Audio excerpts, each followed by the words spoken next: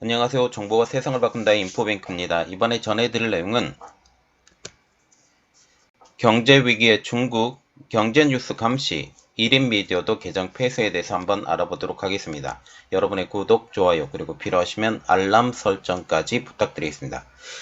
최근 각종 중국 경제지표가 발표되면서 그 회복세가 시장의 기대에 크게 못 미치고 있습니다. 이는 중국 경제가 죽어가고 있다라는 그런 소식인데요. 이 때문에 중국 당국은 자국 언론은 물론 1인 미디어까지 경제에 쓴소리를 하는 것이 있으면 감시하고 무조건 폐쇄하고 있습니다. 정부 차원에서 5,430만 건의 콘텐츠를 삭제했고 680만 개의 계정을 폐쇄한 것이죠. 그래서 한마디로 쓴소리를 하면 완전 폐쇄. 그래서 어떤 소리도 나오지 않게 만들겠다라는 것입니다.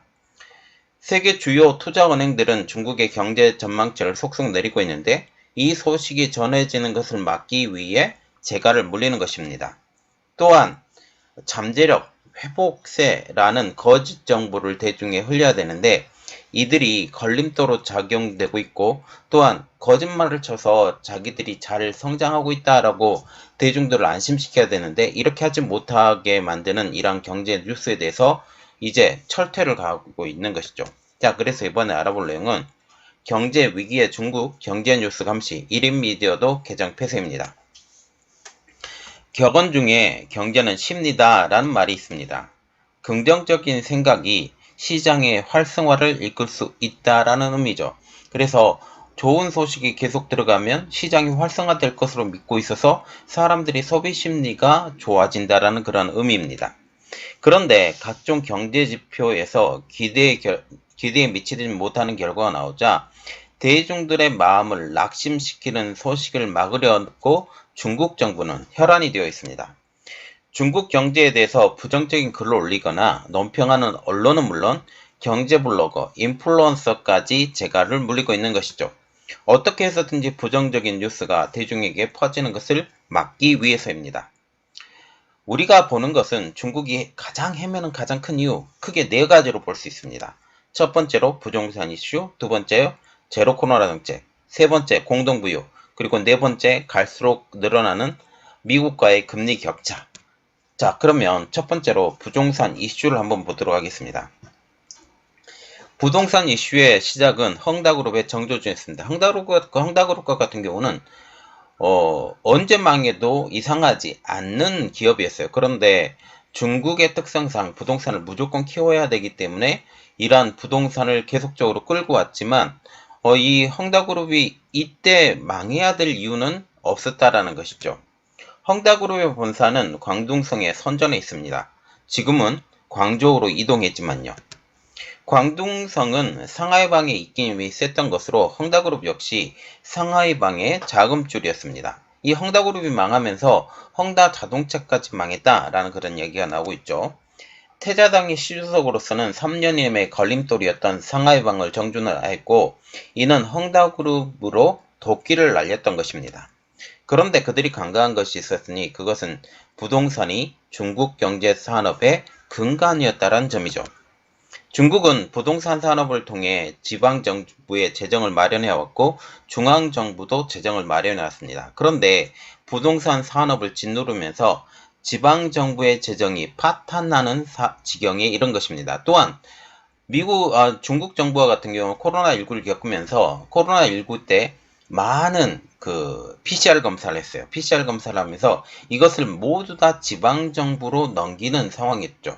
또한 인프라를 대규모로 건설하면서 많은 양의 고속철도, 많은 양의 고속도로 이것을 뚫었는데 지금은 그게 무용지물이 되고 이것은 다 지방정부의 빛으로 넘어왔었는데 이전까지는 괜찮았어요.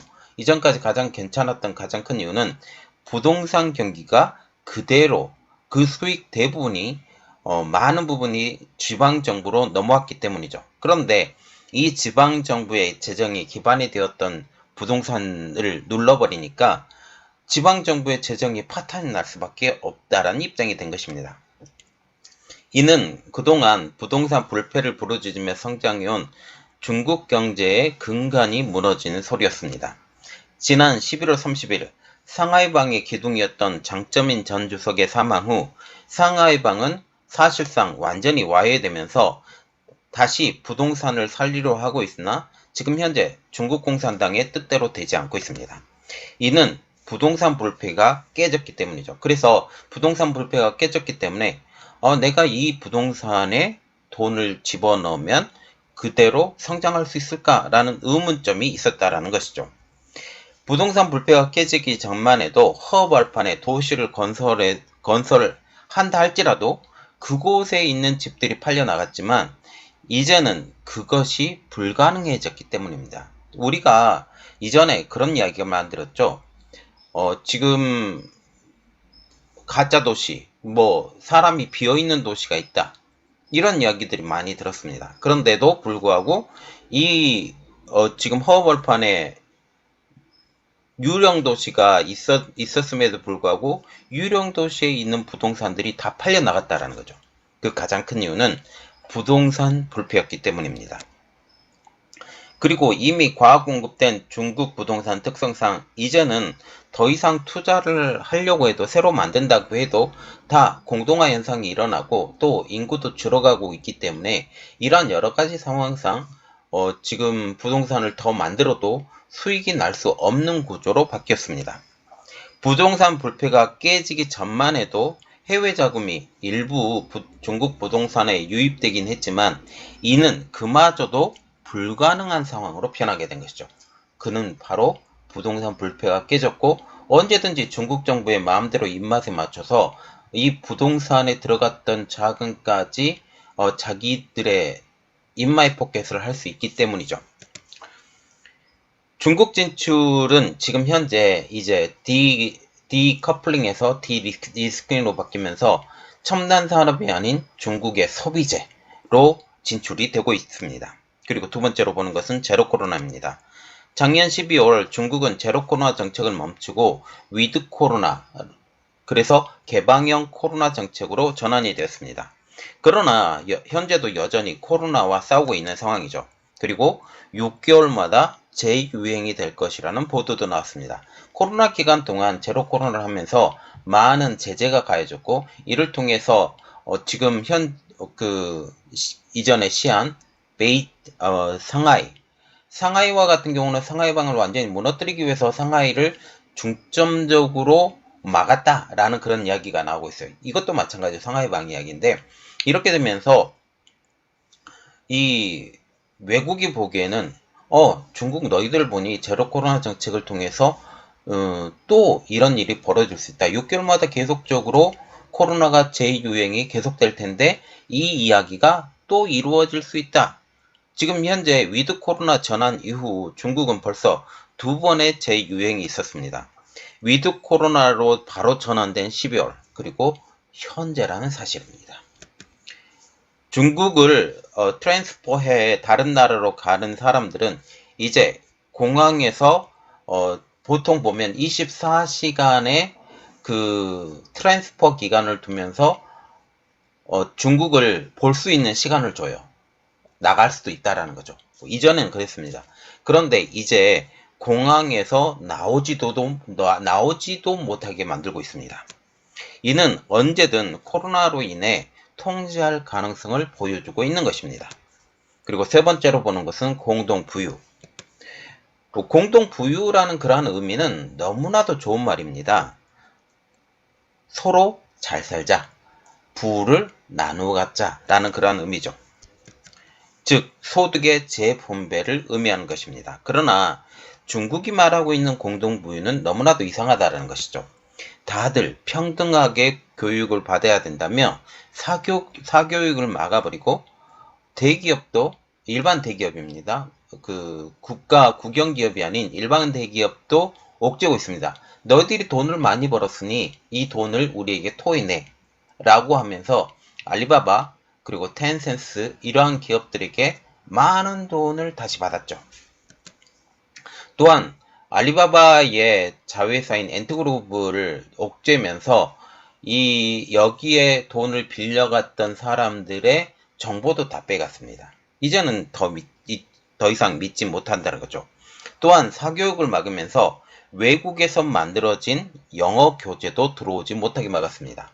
이는 공동부유를 이야기를 하면서 사교육 시장을 눌렀던 가장 큰 이유는 외국에서의 외국 문물이 중국에 들어오지 못하도록 막는 것이었습니다. 이를 통해 이제 사교육을 막으면서 사교육으로 흘러들어가는 많은 대학생들이 있었고, 또한 대학생들이 여름방학이나 겨울방학 때 이러한 사교육 시장에서 열심히 일했음에도 불구하고 이러한 대학생들의 취업 자리를 막아서 현재 청년 취업난을 만들어 버렸습니다.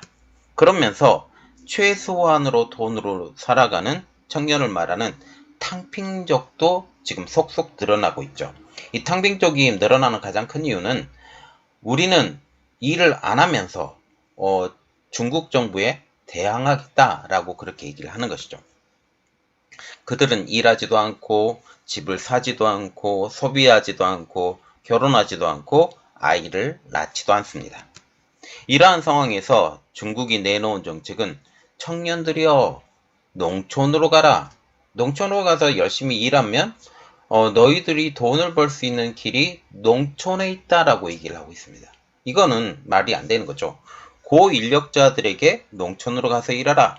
그리고 지금 현재 중국에서 청소부를 뽑는데도 많은 그 사람들이 모여서 심지어 유명 대학교의 박사과정을 받는 사람들까지도 모여서 이 자리 하나를 구하기 위해서 노력을 하고 있는 상황입니다.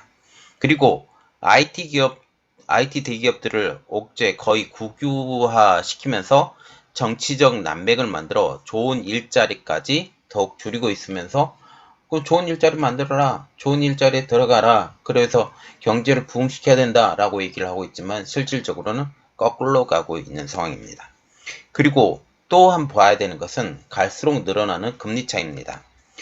중국이 경제가 어려워지면서 자금의 유동성을 부유하면서 금리를 지금 계속적으로 내리고 있습니다. 바이든 행정부는 내년 대통령 선거의 승리를 위해 무조건 인플레이션을 잡는다는 방침하에 올해 안에 무조건 인플레이션을 잡겠다라고 하면서 금리 인상을 통해서라도 이 인플레이션을 잡고 내년 내 대통령 선거에 승리하겠다라고 얘기를 하고 있습니다. 이 때문에 미국과 중국 간의 금리 차이는 점점 커지고 있습니다.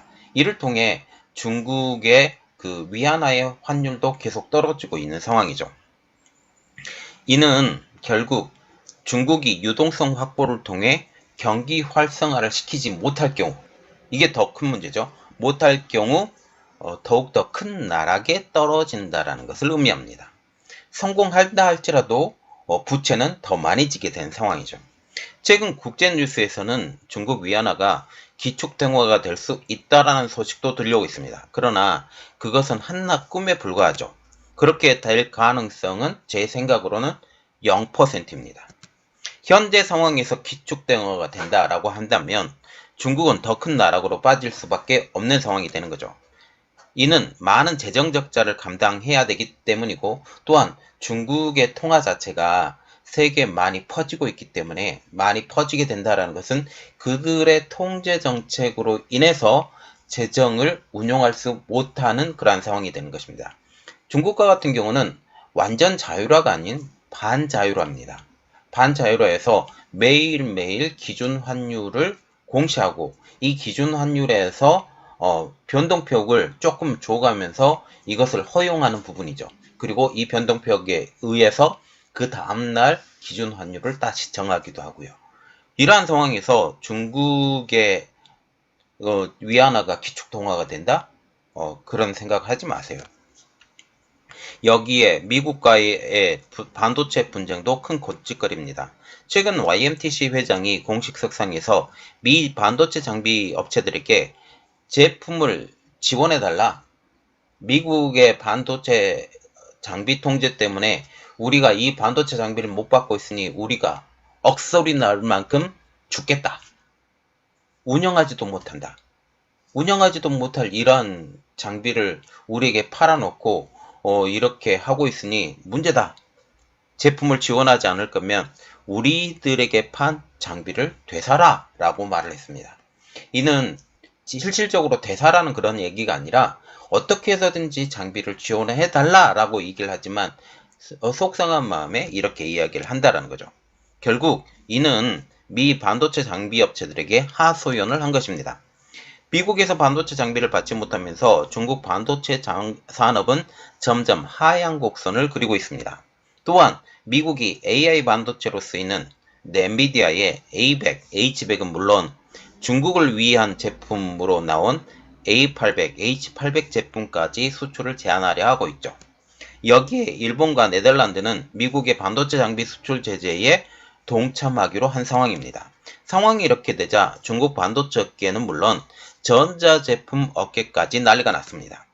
중국은 마이크론 제품의 수입을 제한하면서 한국의 삼성전자와 SK하이닉스 제품으로 이를 메우려고 하고 있지만 이마저도 힘들어지고 있기 때문이죠.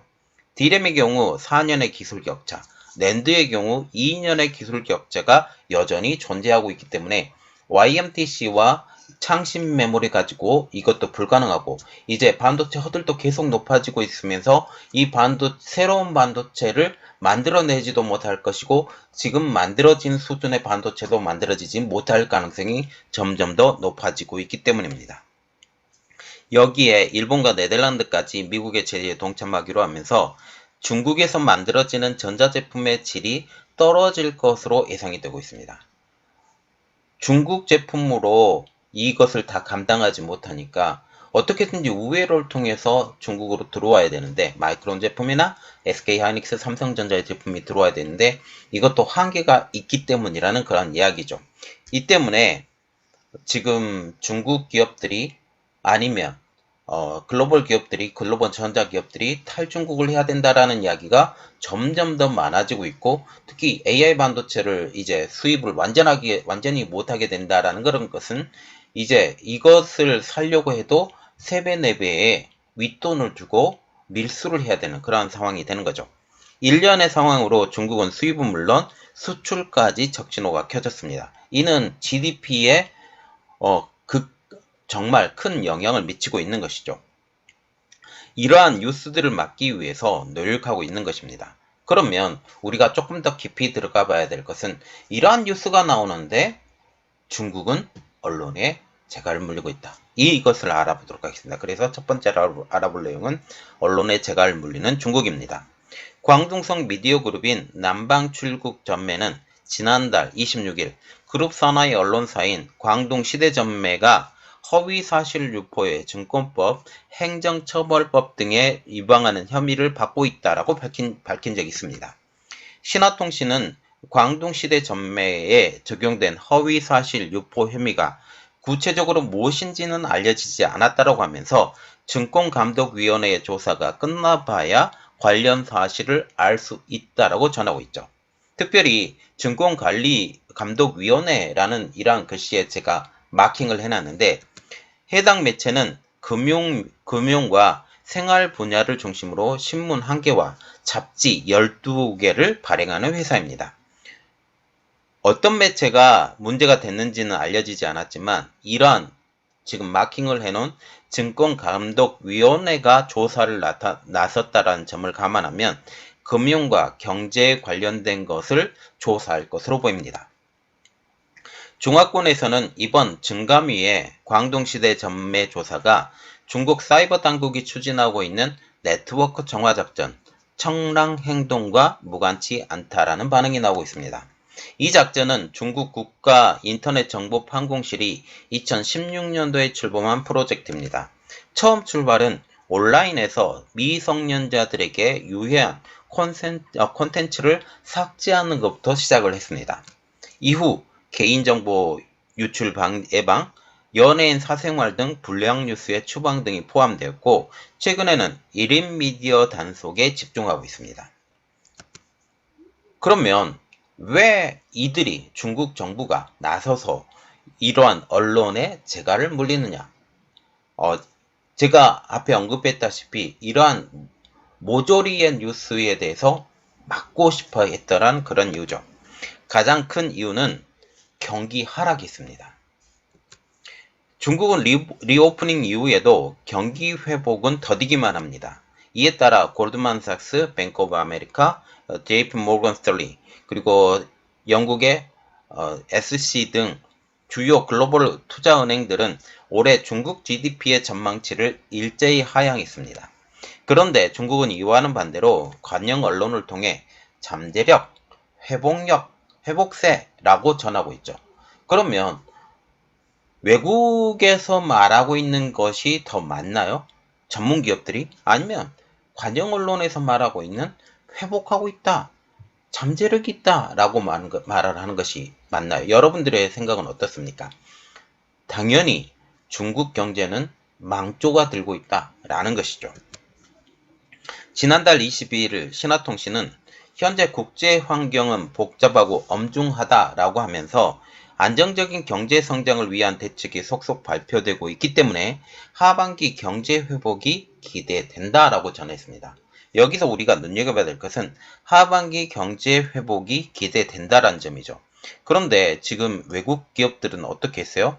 중국의 GDP 전망을 연초의 전망치보다 일제히 하향했다라는 거죠. 그러면 이 하반기 경제 회복은 기대에 어긋난다라는 점입니다.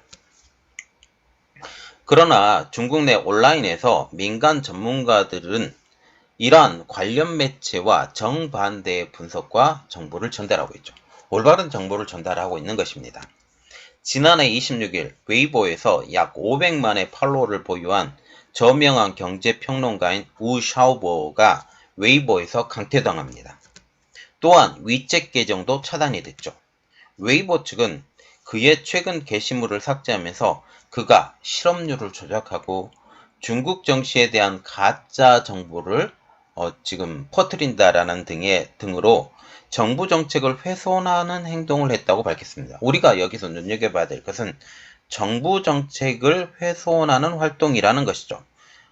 중국 정부는 지금 GDP가 올해 원했던 이러한 6% 성장을 가능할 것이고 5%인가요? 이러한 것을 가능할 것이고 이것에 의해서 지금 달려가고 있다라고 하는데 세계 모든 유수의 언론들은 그리고 경제 전문지는 이것을 아니다, 너희들이 틀렸다라고 얘기를 하고 있는 것이죠. 우 샤오보는 중국 명문인 푸단대의 신문방송학과를 졸업하고 하버드의 방문학자를 거쳐 현재 상하이 지방신문인 동방조보에서 경제 전문가로 재직하면서 소셜미디어를 통해 활발히 저술 활동을 펼쳐온 경제 베테랑입니다. 경제 베테랑이 이러한 이야기를 했다라는 것이죠. 그의 위챗 웨이보 계정은 작년 6월에도 중국 경제 상황을 나쁘게 묘사하는 글을 올린 혐의로 한동안 차단된 바가 있습니다. 중국 증권가 인사는 우 샤오부의 계정 폐쇄에 관해 진실을 말하는 사람들에게 좋은 결말은 없다. 네트워크는 선량한 사람에게 부정한 일을 저지르도록 강요하는 분위기가 돼버렸다라고 논평했습니다. 결국 중국 정부의 뜻에 따라서 이야기하는 이러한 언론의 나팔수, 중국의 나팔수로 이들이 전락했다라는 거죠. 중국과 같은 경우는 지금 구글도 차단이 되어 있는 상황이죠. 그리고 여러 가지 한국의 네이버나 다음도 지금 중국에서 차단이 되어 있는 상황입니다. 이러한 상황에서 새로운 뉴스가 들어갈 수가 없는 상황이죠. 지난해에도 직설적인 성격의 중국 시장 전략가인 홍하오가 시장 약세 전망을 내놓았다가 국영증권사인 보콤 인터내셔널에서 쫓겨났습니다. 이런 일련의 단속 조치는 최근 중국 경제의 불확실한 회복 상황과 무관치 않다라는 것이 시장의 중론이죠. 자, 그래서 우리가 세 번째로 알아볼래요. 중국 경제에 악영향을 미치는 언론의 단속입니다. 세계 각국은 중국의 언론 단속에 대해서 눈여겨보고 있습니다. 이번 단속이 최근 기업실사회계법인의 단속, 해외법인이죠. 해외법인의 단속과 오버랩이 되고 있다는 점이죠. 이 때문에 해외 기업들은 이번 단속을 중국 투자의 불확실성을 더욱 키우고 있다라고 말하고 있습니다. 이 때문에 중국의 발표를 믿을 수 없고 장기적으로 믿지 못하는 지표 때문에 투자를 꺼리는 나라로 만들고 있다는 분위기죠. 중국, 이전에도 믿지 못했지만 중국 발표가 뻥이 많이 들어가 있기 때문에 실질적으로 모든 지표에 거품이 많이 끼어 있어요. 거품이 많이 끼어 있고, 이렇기 때문에 이전에 고속 성장할 때는 거품이 끼어있을 필요가 없지만 현재 상황은 거품이 많이 끼어 있고, 이 때문에 투자를 꺼리는 나라로 만들 수 있다는 분위기죠. 이에 대해 중국은 이번 조치는 중국 내 부정적인 여론을 확 방지하기 위한 것으로 외국 기업보다 중국 대중을 겨냥한 조치라는 입장입니다. 그럼에도 불구하고 이러한 조치 때문에 중국을 더욱더 믿을 수 없고,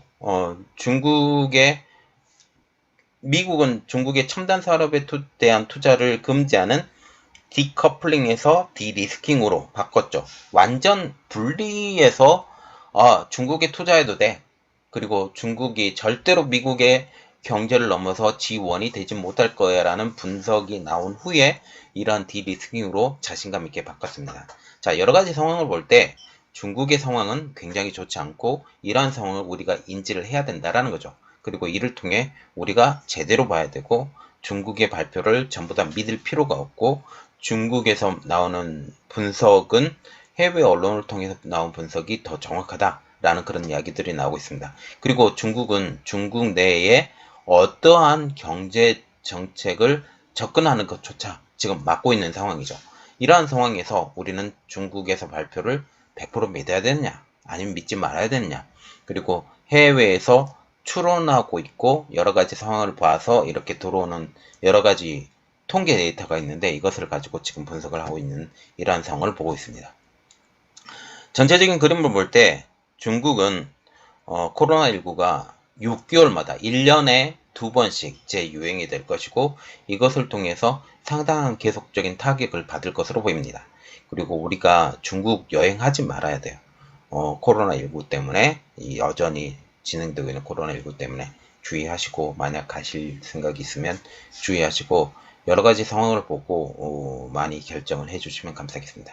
이번 내용은 여기까지 하겠습니다. 저희 내용이 여러분들에게 도움이 됐다고 생각을 하시면 구독, 좋아요, 그리고 필요하시면 알람 설정까지 부탁드리겠습니다.